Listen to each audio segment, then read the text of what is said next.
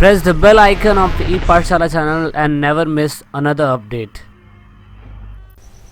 So now welcome back to your class and this is your Vijay here. और दोस्तों बहुत बहुत स्वागत है आपका हमारे ई पाठशाला के चैनल पे। दोस्तों मेरा नाम विजय है और आप ई पाठशाला चैनल को देखना शुरू कर चुके हैं। जैसे कि आप सभी को पता है कि हम क्लास 9 की सिविक्स कर रहे थे। क्लास 9 की सिविक्स का दोस्तों इस 6 चैप्टर था पहले पॉलिटिकल के अंदर, लेकिन अब ये 6 चैप्टर से हट के अभी 5th चैप्टर बन चुका है। तो इसे याद रखिएगा, सिविक्स के अंदर अब सिर्फ 5 ही चैप्टर है, अब 6 चैप्टर बचे नहीं है। तो ये चैप्टर 5th है जिसका नाम है डेमोक्रेटिक राइट्स, यानी कि लोकतांत्रिक अधिकार। दोस्तों ये वीडियो का पहला पार्ट है, वीडियो के 4 पार्ट आएंगे और पूरे के पूरे चैप्टर के अंदर हम जो लोकतंत्र यानी कि डेमोक्रेटिक कंट्री जो होती है, जो हमें अधिकार देती है, उससे रिलेटेड सारी बातें करने की हम कोशिश करेंगे। सो पूरे चैप्टर का जो टॉपिक रहेगा, वो पूरे चैप्टर का टॉपिक यही रहेगा कि जो फंडामेंटल राइट्स हमें दिए हुए हैं वो पूरे के पूरे कॉन्स्टिट्यूशन के अंदर, इंडियन कॉन्स्टिट्यूशन के अंदर बहुत प्रकार के हैं। वो होते कौन कौन से हैं, मौलिक अधिकार, हमें वो जानने की ज़रूरत है। एंड देन अगर हमें अधिकार मिले हुए हैं, अगर हमें राइट्स मिले हुए हैं, तो उन सभी राइट्स को प्रोटेक्ट कैसे किया गया है तो हम उसके बारे में भी समझेंगे। एंड देन अगर हम क्या कहते हैं जुडिशरी के ऊपर जाएं तो हमारे अधिकारों की रक्षा यानी कि प्रोटेक्शन, और उसके बाद इसको इंटरप्रिटेटिंग करने के लिए क्या कहते हैं, यानी कि इसमें व्याख्या करने के लिए, ऐसे डिफाइन करने के लिए जो जुडिशरी का जो इंटरफेरेंस होता है वो किस तरीके से हमें देखने को मिलेगा, हम वो भी देखेंगे इस चैप्टर के अंदर। ठीक है। सो फर्स्ट ऑफ ऑल, अब क्योंकि डेमोक्रेटिक राइट्स की बात कर रहे हैं तो सबसे पहले हमें अधिकार पता होना चाहिए। अधिकार होते क्या, व्हाट इज़ राइट्स। अब हमें राइट्स मिलने क्यों चाहिए, अधिकार होते क्या है, सबसे पहले आप इस चैप्टर के अंदर ये जानेंगे। तो जैसे कि आप सभी को पता है, अधिकार यानी कि राइट्स इनिशियल पार्ट है हमारी लाइफ का फॉर बेटर लाइफ। हम ताकि बेहतर जीवन जी सके उसके लिए हमें अधिकारों की ज़रूरत होती है। अधिकार हमें बिल्कुल हमारी भलाई की बारे में सोचता है, क्योंकि उसके लिए हमें आवश्यक चीज़ों की जानकारी होनी चाहिए। और उसके बाद अगर आप देखेंगे कि अगर हमें अधिकार मिलते हैं तो हमारे समाज का कल्याण हो सकता है। व्यक्ति जो अपने पर्सनल इंडिविजुअल फ्रीडम है उसका इस्तेमाल करके सोसाइटी में रह सकता है, और अधिकार की वजह से मैं बोल सकता हूँ ह्यूमन डेवलप हो सकता है। ठीक है। तो अधिकार ही एक ऐसी चीज़ है जिससे किसी भी पर्सनल बंदे की जो एक इम्प्रूवमेंट होती है वो निकल के आती है और उसको मदद करती है उसकी प्रतिभाओं को, उसके टैलेंट को निकालने में। ठीक है ना। तो अधिकार ही वो सारी चीज़ें हैं जो हमें क्या कहते हैं कॉन्स्टिट्यूशन के थ्रू मिलते हैं। ठीक है। तो अधिकार एक तरीके का कहीं ना कहीं मैं दावा बोल सकता हूँ, दावा दैट मीन्स क्लेम इसीलिए क्योंकि अधिकार वो जब तक राइट्स आपके नहीं बनेंगे, जब तक कोई भी अधिकार को राज्य द्वारा, यानी कि आप बोल सकते हैं जो भी स्टेट गवर्नमेंट होती है या सेंट्रल गवर्नमेंट होती है, वो उसे इन्फोर्स में लेके ना आए, इन्फोर्स दैट मीन्स उसे मान्यता ना दे, तो वो अधिकार नहीं कहलाएगा। दैट मीन्स सपोज मान लीजिए कि आप क्या कहते हैं आप ABC करके कोई एक व्यक्ति है। ठीक है। आप ABC करके कोई एक व्यक्ति है और आप अपने अधिकार का इस्तेमाल करके मान लीजिए कि आप एक शॉप चलाना चाहते हैं। ठीक है। अगर आप एक शॉप चलाना चाहते हैं तो कानून के अंदर ये अधिकार होगा कि आप किसी भी प्रकार की मतलब वर्क करने का या किसी भी प्रकार का पेशा या व्यापार करने का आपके पास राइट्स होगा। सो दैट इज़ वाई आप उस राइट्स का इस्तेमाल करके किसी भी प्रकार की शॉप खोल सकते हैं। तो इसका कहने का मतलब ये है कि अगर आपने कोई शॉप खोली तो ऐसा नहीं है कि कोई भी गवर्नमेंट ऑफिसर आपकी दुकान को आके तोड़ सकता है या आपके ऊपर क्या कहते हैं केस कर सकता है कि आपने दुकान कैसे खोली। So because we have a rights about to opening shop in any religious place या any particular area, so that is why we are opening this kind of shop, है ना। So this is the rights you can say, and this is an example. I hope you got this point. अधिकार ये होते हैं। ठीक है। अब अगर हम बात करें, क्योंकि अधिकार की सीमाएं एक नहीं है, अधिकार के हमें सारे एस्पेक्ट पढ़ने की ज़रूरत है। जैसे अधिकार हो गए मोरल अधिकार यानी कि नैतिक जिसे आप बोलते हैं, लीगल राइट्स जिसके 3 पार्ट हैं जो सबसे ज़्यादा इम्पॉर्टेंट है इस चैप्टर के, चैप्टर से थोड़ा सा ये अलग भी हटके हो सकता है, लेकिन ये चलेगा इतना। एंड देन उसके बाद नेचुरल राइट्स होते हैं, प्रकृति के अंदर सबसे इम्पोर्टेंट जो ह्यूमन राइट्स जिसे आप बोलते हैं, जो पूरी कंट्री को मानना ही पड़ता है, देश की हर कंट्री को, एक तो ये राइट्स हो गए, है ना। तो इस हिसाब से सबसे पहले अगर लीगल राइट्स की बात करें, लीगल राइट्स होते क्या।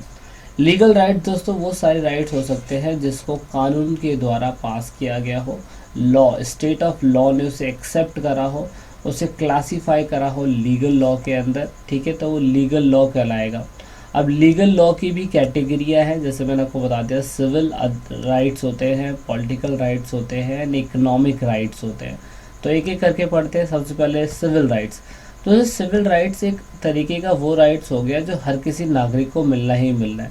जैसे आपको जीने का अधिकार मिलना चाहिए, आपको संपत्ति का अधिकार मिलना चाहिए, आपको आने जाने की स्वतंत्रता मिलनी चाहिए। तो ये ऐसे राइट्स हैं जो आपसे छीने नहीं जा सकते।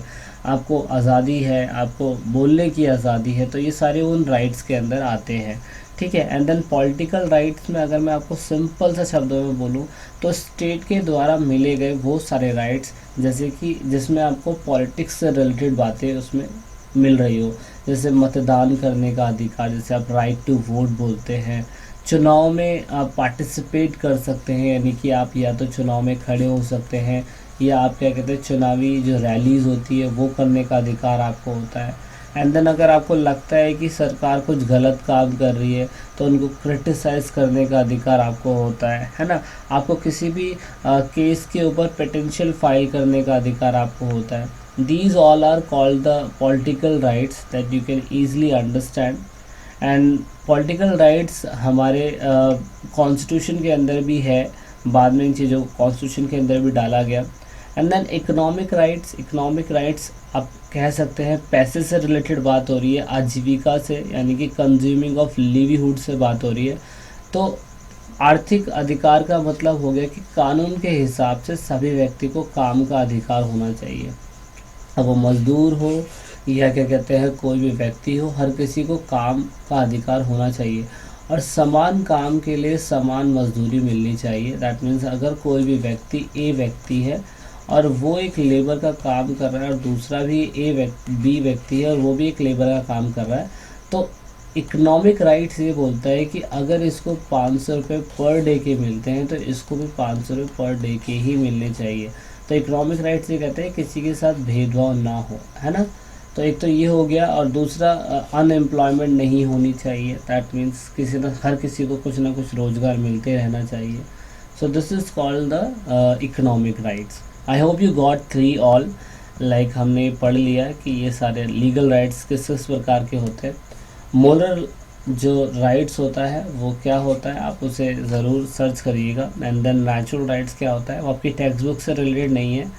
देन फाइनली बात करते हैं ह्यूमन राइट्स के बारे में। अब ये भी एक तरीके का राइट्स ही है। सरकार ने समय समय पे ये महसूस करा कि कुछ कुछ ऐसे राइट्स होते हैं जो सही मायने में देश जनता को दे नहीं पाता है। दैट इज़ वाई एक 10 दिसंबर 1948 के दिन यूएन की सरकार ने, यानी कि जिसे आप बोलते हैं यूनाइटेड नेशन, उन्होंने डिसाइड करा कि एक यूनिवर्सल डिक्लेरेशन देना पड़ेगा, एक विश्व मानव अधिकार लोगों को देना पड़ेगा और हर किसी कंट्री को इस अधिकार के बारे में इसको अपनाना पड़ेगा। इससे क्या होगा कि अगर कोई भी राइट्स कॉन्स्टिट्यूशन के अकॉर्डिंग वायलेट हो रहे हैं या कॉन्स्टिट्यूशन के अंदर वो राइट्स जनता को नहीं मिले हुए हैं, तो कोई भी व्यक्ति वर्ल्ड ह्यूमन राइट्स को क्या कहते हैं जाके इस चीज़ का क्लेम कर सकता है। कभी कभार कुछ ऐसे केसेस होते हैं जिसमें सरकार जो होती है कहीं ना कहीं डिक्टेटरशिप हो जाती है या बहुत ज़्यादा जनता के अधिकारों को क्या कहते हैं इग्नोर करने लग जाती है। दैट उस टाइम पे हमें ह्यूमन राइट्स का क्या कहते हैं काम पड़ता है। तो आपको ये ज़रूर याद रखना है दोस्तों कि 10 दिसंबर 1948 के दिन क्या कहते हैं मानवाधिकार का हमेशा डे मनाया जाता है, जैसे आप वर्ल्ड ह्यूमन राइट्स डे बोलते हैं, ठीक है। सो ये एक इम्पॉर्टेंट पार्ट है। सो जिस तरीके से हमने अपने कॉन्स्टिट्यूशन के अंदर देखा कि यार हमें भी अगर राइट्स इतने टाइप के होते हैं तो हमें भी अपने कॉन्स्टिट्यूशन के अंदर कुछ ना कुछ बदलाव करने की ज़रूरत है, या हमें भी ज़रूरत है कि राइट्स होने चाहिए, क्यों? क्योंकि इससे क्या होता है, इससे फ़ायदा ये होता है कि इंसान का जो जीवन है, जो उनकी सोशल लाइफ है, जो उनका जीने का अधिकार है, वो कहीं ना कहीं इम्प्रूव होता है ना। It help us to fulfil needs of individual and factor to lead better social life. So that is why we need rights in democracy. क्योंकि राइट्स से क्या हो रहा है कि एक पर्सनल डेवलपमेंट हो रहा है, इंसान प्रोग्रेस सोसाइटी की ओर जाने की कोशिश कर रहा है, हर किसी का पर्सनल फ़ायदा हो रहा है। सो दैट इज़ वाई हमें हर व्यक्ति को राइट्स देने ज़रूरी है। अब राइट्स जो है ऐसे होने चाहिए कि जिसमें सरकार किसी के साथ भेदभाव ना करे, सभी नागरिक को समान अधिकार मिलने ज़रूरी है। Every citizen should get equal rights, no discrimination, without any discrimination. और ये सब कब मुमकिन हो सकता है? ये सब जब ही मुमकिन हो सकता है जब डेमोक्रेटेड गवर्नमेंट होगी, और क्योंकि हमारे देश की डेमोक्रेटेड गवर्नमेंट है तो ये पॉसिबल हो सकता है। सो दैट इज़ वाई राइट्स के बहुत सारे फीचर्स हैं। दैट इज़ वाई हमारे कॉन्स्टिट्यूशन मेकर्स ने जो कॉन्स्टिट्यूशन बना रहे थे उन्होंने बहुत अच्छा स्टेप लिया। एंड देन फाइनली हर कंट्री, जो भी कंट्री डेमोक्रेटेड होती है, वो बिल ऑफ राइट्स ज़रूर बनाती है। बिल ऑफ राइट्स सबसे पहले अमेरिका के अंदर बनाया गया था। बिल ऑफ राइट्स ये होता है कि जो भी डेमोक्रेटेड कंट्रियाँ होती है वो अपने कॉन्स्टिट्यूशन के अंदर नागरिकों के लिए ह्यूमन राइट्स को क्या कहते हैं, कहीं ना कहीं जो मानव अधिकार की सूची होती है, जो ह्यूमन राइट्स के लिए एक लिस्ट होती है, ह्यूमन को एक राइट्स देती है, उन लिस्ट को अपने कॉन्स्टिट्यूशन के अंदर रखने की कोशिश करती है। और अगर वो लिस्ट अगर कॉन्स्टिट्यूशन के अंदर चली जाती है तो सिंपल सी बात है, वो बिल ऑफ राइट्स कहलाता है। इससे क्या होता है कि इन अधिकारों को अगर कहीं उनका वायलेट हो रहा है, ये अधिकार अगर उनके अधिकारों का मिसयूज़ हो रहा है, तो वो कॉन्स्टिट्यूशन के अकॉर्डिंग न्यायपालिका के अंदर केस कर सकता है और अपने अधिकार के लिए लड़ सकता है। तो ये बिल ऑफ राइट्स बहुत अच्छी चीज़ थी, तो हमने भी यही चीज़ ज़रूर करी। सो फाइनली हमने ये देखा कि भाई फिर हमें क्या करना पड़ेगा, हमने भी बिल ऑफ राइट्स बनाना पड़ेगा।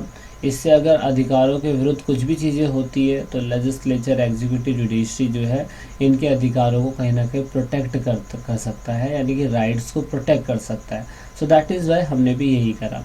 तो भारत के संविधान में राइट्स को कहीं ना कहीं एक फंडामेंटल राइट्स बनाया गया, और फंडामेंटल राइट्स के बारे में हमने बहुत पहले से ही महसूस कर लिया था। क्यों?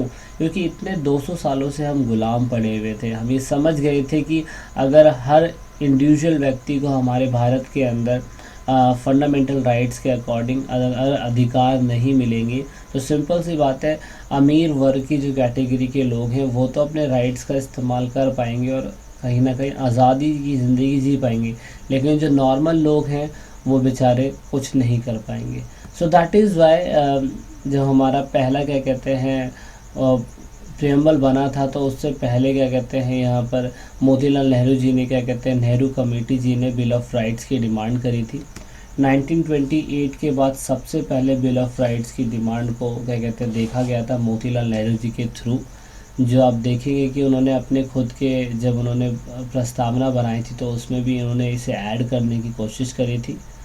तो इसके अकॉर्डिंग हमने क्या करा कि मानव संविधान के अंदर हमने उन अधिकारों को कहीं ना कहीं प्रोटेक्ट करा और उसे मौलिक अधिकार का नाम दिया। तो फंडामेंटल राइट्स और ऑर्डिनरी राइट्स में दोस्तों दोनों में कोई ना कोई डिफरेंट होता है। फंडामेंटल राइट्स में ये होता है कि वो कॉन्स्टिट्यूशन के अकॉर्डिंग गारंटी दी जाती है उसकी, अगर कुछ भी उसमें चेंजेस करना है तो कॉन्स्टिट्यूशन में उसमें अमेंडमेंट करना पड़ेगा, जब भी आप उसे चेंज कर सकते हैं।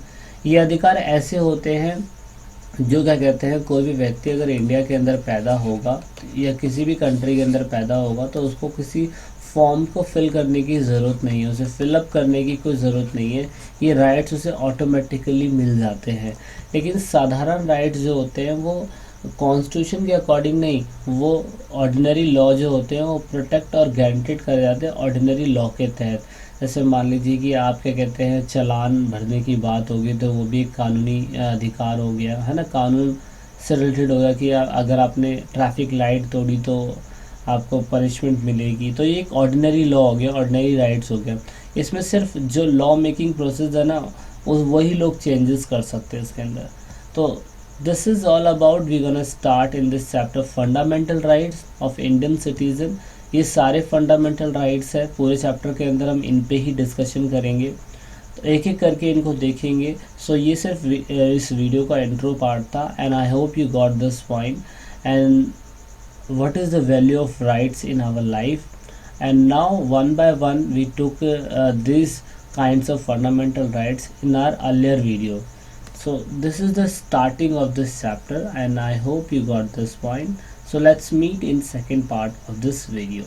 So this is it in this video. तो लास्ट में दोस्तों, अगर आप वीडियो को देख रहे हैं और ई पाठशाला चैनल के आप सब्सक्राइबर हैं या नए सब्सक्राइबर हैं, तो ई पाठशाला की टीम से आप सभी को यही रिक्वेस्ट है कि आप इन सभी वीडियो को अपने दोस्तों के साथ शेयर ज़रूर करें और कोशिश करें कि आप दूसरों को शेयर करवाने के लिए बोलें, क्योंकि आप जितना वीडियो को शेयर करेंगे उतना ही हम और लोगों की मदद कर पाएंगे, क्योंकि पढ़ेगा इंडिया जब भी बढ़ेगा इंडिया. तो वीडियो के लास्ट में वीडियो को एंड तक देखने के लिए, चैनल को सपोर्ट करने के लिए बहुत बहुत धन्यवाद. जय हिंद, जय भारत.